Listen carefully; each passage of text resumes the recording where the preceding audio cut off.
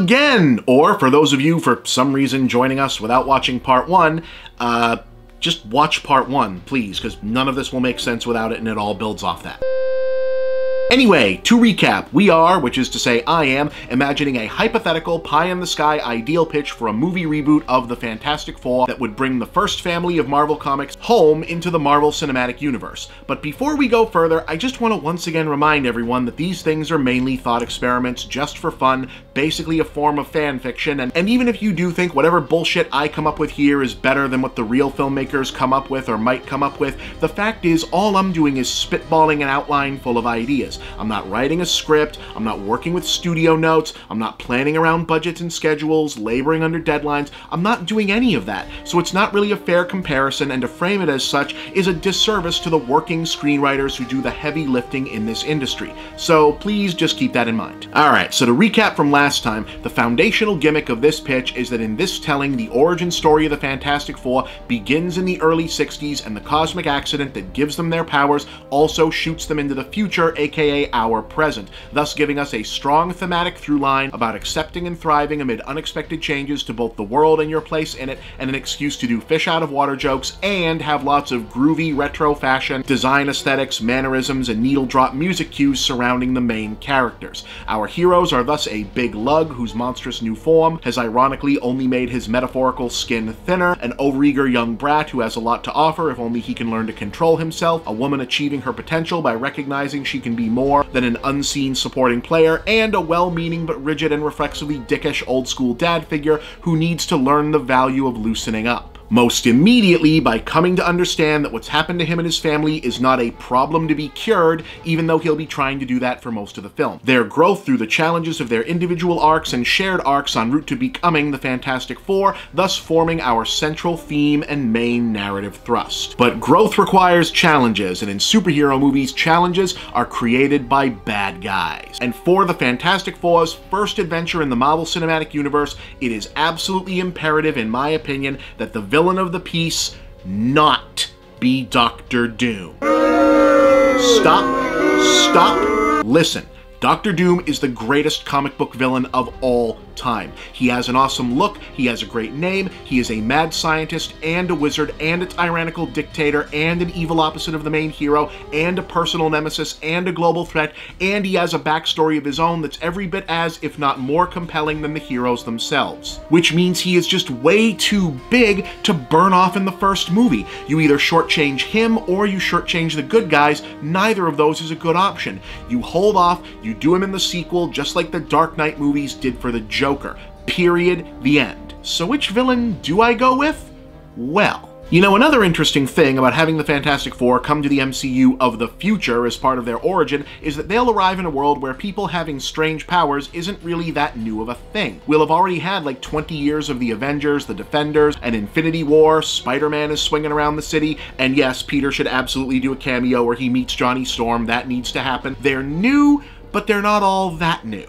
As such, once Reed and his family have been rescued from the shuttle crash and appraised of the situation by, I don't know, S.H.I.E.L.D., I guess, they are immediately approached by a fifth main character, a young professional woman, we'll talk about her name later, I don't want you to get distracted, who introduces herself as essentially a super publicist, a talent manager for an agency run by her father, in fact, that aims to help the newly super empowered put public at ease with their poweredness by helping them pick out costumes, nicknames, and assorted do-goodery to help make sure everyone knows that they're heroes like the Avengers as opposed to something else. Now, why wouldn't we have heard of this service before in Spider-Man or whatever? Well, because it hasn't existed before. It's a startup and they haven't really backed any significant clientele. Oh, the father owner guy wants it to feel like he has. He's got a swank office, perhaps in the Baxter building, with these show-offy life-size statues of the Avengers in his lobby, but like not the authentic likenesses because it's kind of iffy exactly how much work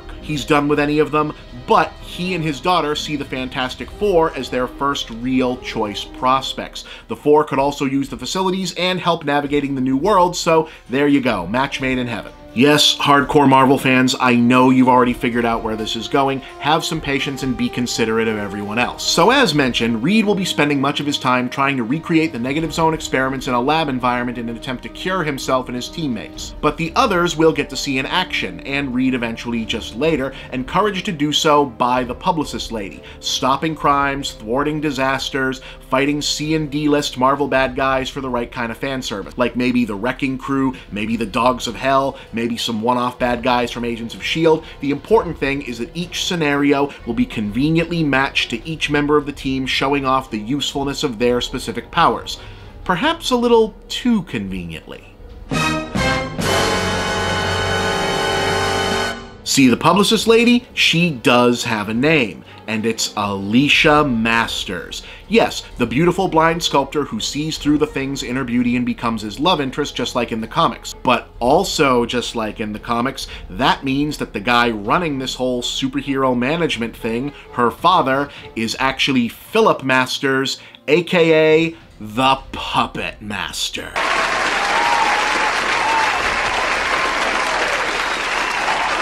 Thank you. Yes, I'm pretty proud of that one. Yes, the villain of our piece is the Puppet Master, a classic Fantastic Four nemesis who doesn't require the kind of explaining that Doom, the Mole Man, or Galactus do. Now, in the comics, the Puppet Master's puppet mastering is mostly about telekinetically controlled puppets made from radioactive clay, but for the purposes of this movie, at least to start with, it'd be more of a metaphorical thing. He's a puppet master because he's not just looking to nurture and manage superheroes, he's also, unbeknownst to Alicia or to anyone else, creating and manipulating the supervillains and the crimes and the accidents that his new clients end up being on hand to prevent, thus profiting him on both ends. But his big scheme, his now I'm a supervillain scheme, will be to manipulate and exacerbate Reed's disenfranchisement from the rest of the team and from modernity, while also sabotaging the negative zone experiment to create a massive accident designed to cause a bigger-than-ever hero opportunity for the unwitting Johnny and Ben, where even though they'll likely rescue many people, a bunch more will very likely die,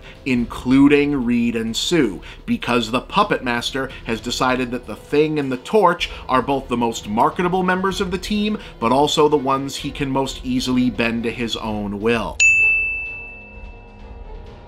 Fortunately, the Fantastic Four figure this out, almost too late of course, and manage to pull together, realizing the full potential of their abilities and the strength of their teamwork, thus bringing their respective shared arcs to a satisfying conclusion. And then, having coalesced as a fully functioning team, they confront Masters himself at his office and, well, because I gotta have some proper old-school Puppet Master stuff in there, it turns out the tacky Avengers statues in his lobby are actually robots. And our big go-home action sequence is the Fantastic Four fighting and defeating robot puppet doppelgangers of the Avengers. And yeah, you bet your sweet ass the Thing fights and defeats the robot Hulk and then makes a point of wanting to know how he'd fare against the real deal, because you've got to let people know that's gonna happen. Oh, and also Reed personally confronts the Puppet Master himself, thus symbolically overcoming his own issues with being too controlling by defeating an enemy who is the very embodiment of being too controlling. We close with the Fantastic Four moving into swank new digs in the Baxter Building as tenants of their new landlord and business partner Alicia Masters,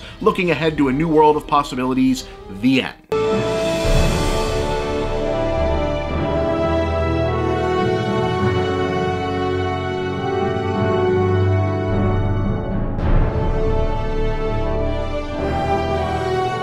Oops, what? Mid-credits scene! We see a foreboding, mist-shrouded medieval castle overlooking the isolated Eastern European nation of Latveria. Inside the castle, two of a small army of henchmen are monitoring a wall of global news and data screens when something comes across their feed that causes both of them to turn white with fear. Neither one of them wants to have to deal with it. They go rock, paper, scissors. They draw lots. Eventually, one of them just pulls a gun and the other has to go take care of it. We watch this terrified soul as he carries a tablet through the dark halls of the creepy old castle, past the paintings and tapestries and suits of armor, all the way into a pitch-dark great hall where a shadowy figure reclines alone on a dark throne. Shaking like he's literally going to meet his death, the poor henchman approaches the throne, slowly turning the tablet screen around to reveal a news report of the miraculous return of Reed Richards and his missing spaceship to New York City. The figure on the throne's eyes begin to glow, causing the tablet to short out and catch fire in the the henchman's hands. He flees for his goddamn life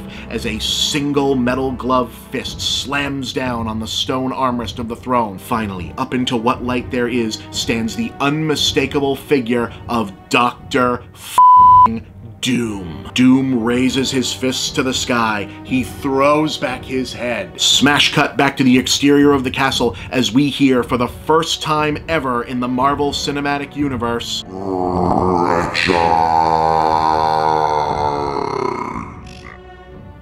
So yeah, that's how I'd do it. This was actually pretty fun to write. I hope it was pretty fun for you to watch. And Marvel, if you're out there, I sincerely believe you can do better than I just did. I mean, if you disagree, let's talk about that. You'll find that there is surprisingly little about me that is not for sale. But seriously, I imagine there's already a plan of your own, and I can't wait to find out what it is. For the rest of you watching at home, please remember to like, share, and subscribe. Nuff said.